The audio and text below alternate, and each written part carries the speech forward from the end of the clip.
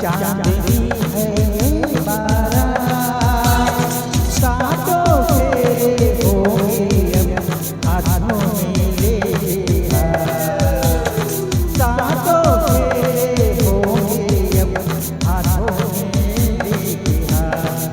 जीवन साथी हम पिया और साथी हम, ये जीवन साथी हम पिया और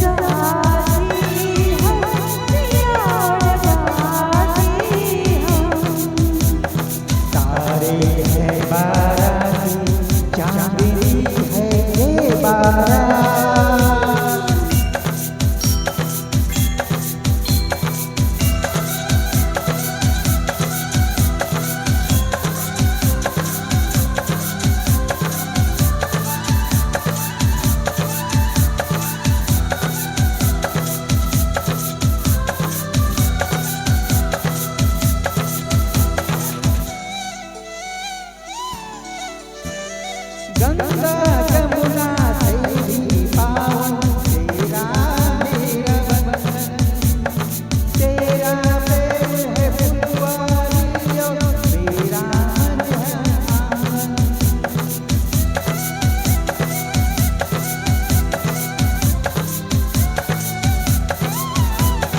जन्मों जन्मों का ही सजन तेरा मेरा साथ, सातों फेरे होंगे अब हाथों में लेके हाथ। जीवन साथी हम पिया और